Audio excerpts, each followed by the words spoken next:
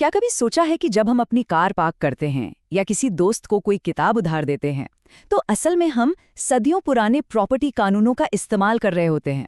आज हम इन्हीं छुपे हुए नियमों को थोड़ा आसान भाषा में समझने की कोशिश करेंगे। फ्लैट किराए पर लेना, गाड़ी पार्क करना या किसी को किताब देना, ये सब तो हम रोज ही करते हैं ना।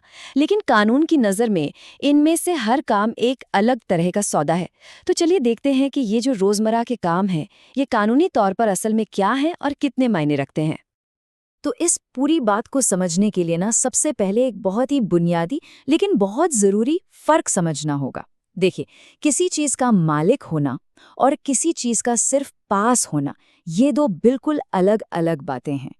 स्वामित्व यानी ओनरशिप का सीधा मतलब है पूरा कानूनी हक। मतलब वो चीज़ आपकी है, आप उसे बेचें, किसी और को दें या चाहें तो नष्ट भी कर दें। लेकिन कब्जा यानी पोजेशन, उसका मतलब सिर्फ इतना है कि वो चीज़ फिजिकली आपके पास है। इसको समझने का सबसे अच्छा एग्जाम्पल है मकान मालिक और किराएदार का। घर का मालिक तो मकान मालिक ही है, पर कब्जा यानी पोजेशन किराएदार का होता है। चलिए अब उन सौदों की बात करते हैं जो हम लगभग रोज ही कर लेते हैं और हमें पता भी नहीं चलता कि हम एक कानूनी अरेंजमेंट का हिस्सा बन गए हैं। ये हैं हमारी रोजमर्रा की टेम्परेरी डील्स। इस कानूनी रिश्ते का नाम है उपनिधान, या इंग्लिश में कहें तो बेलमेंट। अब नाम सुनने में थोड़ा टेक्निकल सा लग सकता है, पर यकीन मानिए हम सब दिन में कई बार इसका इस्तेमाल करते हैं। जैसे जब हम अपनी कार पार्किंग में देते हैं, मालिक तो हम ही रहते हैं कार के, लेकिन उसका कब्जा कुछ देर के लिए पार्किंग वाले को सौंप देते हैं। बस यही है बेलमेंट। या फिर सोचिए, जब किसी दोस्त को पढ़ने के लिए कोई किताब देते हैं, यहाँ भी एक बेलमेंट का रिश्ता बन रहा है। मकसद क्या है? पढ़ना और फिर किताब को सेफली वापस लेना। और एक और उदाहरण ले लीजिए, किसी रेस्टोरेंट में अपना कोट चेक इन करवाना। इन सभी मामलों में क्या हो रहा है?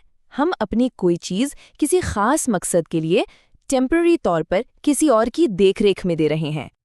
अच्छा, बेलमेंट की तरह ही एक और बहुत कॉमन अरेंजमेंट है पट्टा, या जिसे हम लीज कहते हैं।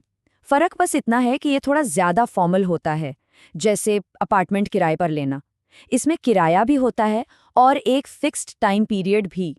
तो अभी तक तो बात हुई प्रॉपर्टी के इस्तेमाल की। अब उन सिचुएशंस को देखते हैं जहां प्रॉपर्टी का इस्तेमाल लोन लेने के लिए एक गारंटी या कह लीजिए एक सिक्योरिटी के तौर पर होता है।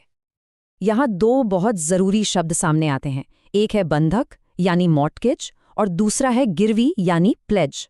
देखिए, दोनों का काम एक ही है, लोन के लिए सिक्योरिटी देना।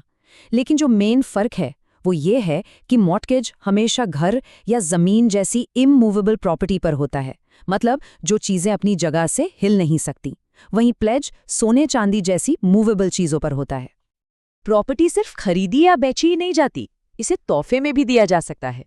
तो चलिए अब देने की इस कला को समझते हैं, मतलब उस प्रोसेस को जब प्रॉपर्टी एक हाथ से दूसरे हाथ में बिना किसी पैसे के लेन देन के जाती है। इसे कहते हैं गिफ्ट डीड या उपहार विलेख। ये एक लीगल डॉक्यूमेंट है और इसकी सबसे खास बात पता है क्या है? कि इसमें कोई पैसा इन्वॉल्व नहीं होता। ये अपनी मर्जी से स्वेच्छा से दिया गया एक तोहफा है। पर यहाँ एक बहुत ही दिलचस्प सवाल उठता है। एक बार जब कोई चीज़ कानूनी तौर पर गिफ्ट कर दी गई, तो क्या देने वाला अपना मन बदल सकता है? क्या वो गिफ्ट वापस लिया जा सकता है?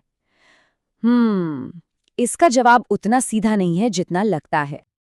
देखिए, कानूनी तौर पर दिया गया तोहफा वापस लेना मुमकिन तो है, पर आसान बिल्कुल नहीं है।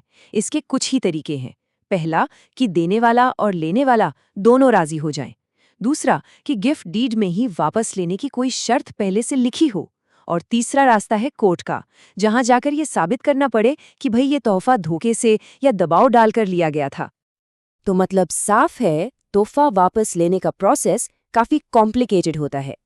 ज्यादातर मामलों में कोर्ट जाना ही पड़ता है, जो इसे एक लंबी और खर्चीली लड़ाई बना सकता है।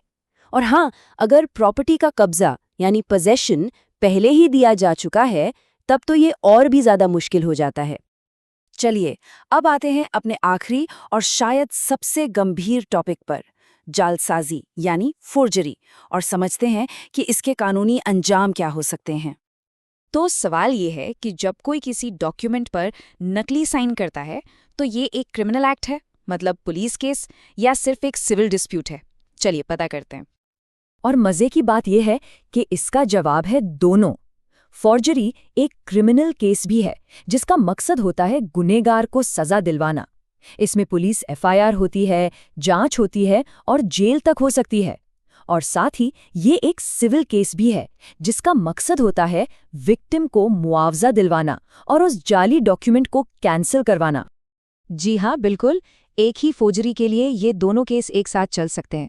मतलब एक तरफ क्रिमिनल कोर्ट में सजा दिलाने की कार्रवाई चलेगी और दूसरी तरफ सिविल कोर्ट में पीड़ित अपने हक और मुआवजे के लिए लड़ाई लड़ सकता है।